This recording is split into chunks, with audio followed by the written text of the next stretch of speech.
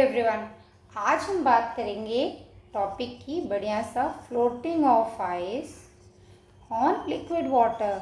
देखो, floating of ice on liquid water, कौन सा वाटर? Liquid water. देखो, आइस भी वाटर है लेकिन वो सॉलिड है। आइस क्या है? सॉलिड है। तो ये बर्फ़ जो है ये पानी के ऊपर तैरती है। क्या कारण है भाई?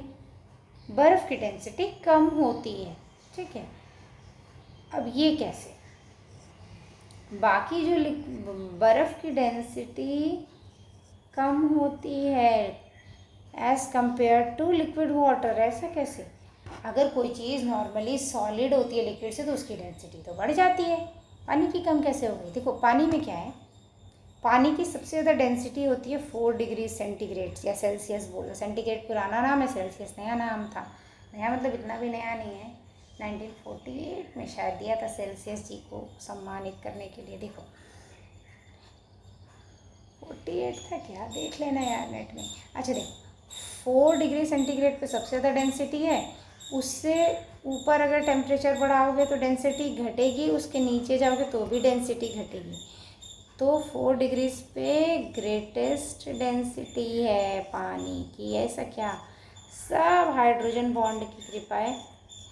देखो, जब टेम्परेचर बढ़ेगा तो सिंपल सी बात है, बॉन्ड ज़्यादा टूटेंगे, मॉलिक्यूल्स इधर उधर भागेंगे तो डेंसिटी कम होगी और पानी जैसे एक्सपेंड होगा।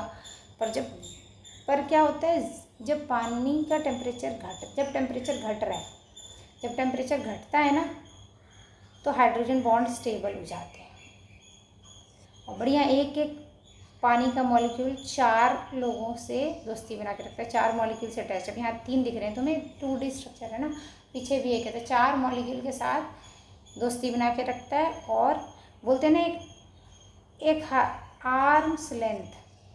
ठीक है, ये फिक्स डिस्टेंस पे सारे मॉलिक्यूल एक दूसरे से रहेंगे। ठीक, अब कहने का मतलब आर्म लेंथ ऐसा नहीं है कि हमारे हाथ के आर्म के लेंथ के बराबर। सिंपल सी बात है, एक स्टेबल डिस्टेंस पे, एक फिक्स डिस्टेंस पे सब मॉलिक्यूल्स हैं, एक दूसरे से दूर हैं, जिसकी वजह से एक प्रॉपर क्रिस्टलाइन लैटिस बन गया है। ठीक है, और ये बर्फ़ हो गई 10% less dense as compare to liquid water. समझ गए?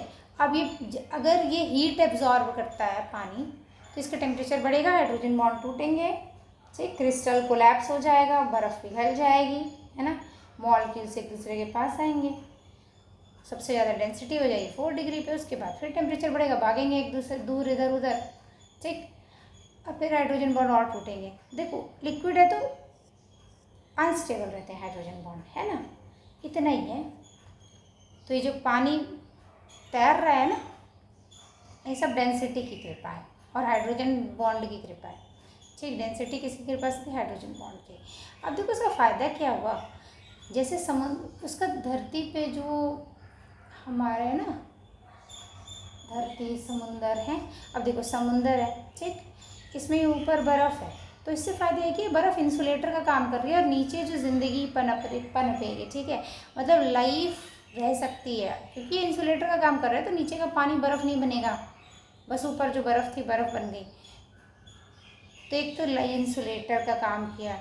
दूसरा क्या फ़ायदा हुआ, इस बर्फ़ के ऊपर बहुत सारे एनिमल्स का जीवन आधारित है। जैसे पोलर बियर, वो यहीं इंतज़ार करता है अपने शिकार का। ठीक है, जैसे सील भी लाते हैं, सील भी यहाँ आता है, रेस्ट करता है, लेकिन सील को क्या है, वो अंदर जाता है पानी में और फिर अपना शिकार करता है, फिर वापस आके यहाँ रेस्ट करता है और उसका इंतज़ार कौन कर रहा होता है? पोलर बियर, कि मैं तुम्हें खाऊंगा। तो सिंपल सी बात है,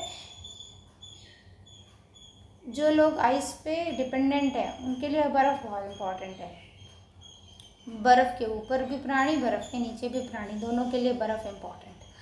ठीक, गर्मियों में पानी का क्या है, कुछ ऊपर का ही गर्म होता है ना।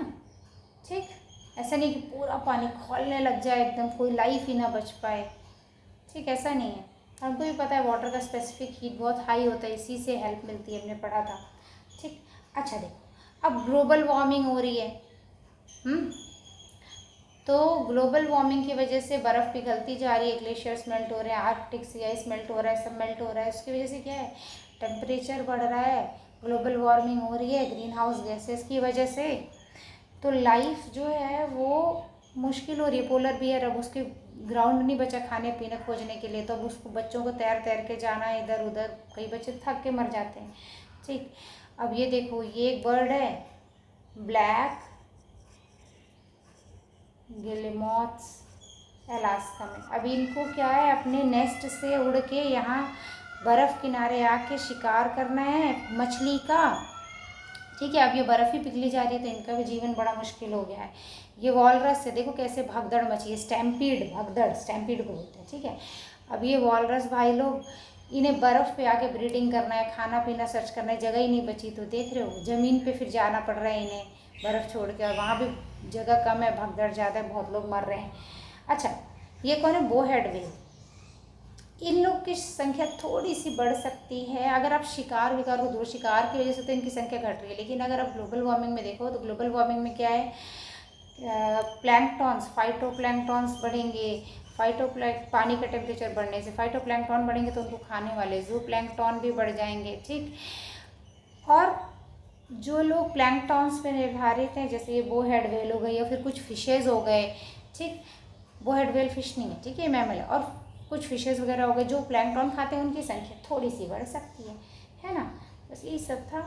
ठीक, बोहेड देखो इसका सर धनुष के जैसा, बस यही है।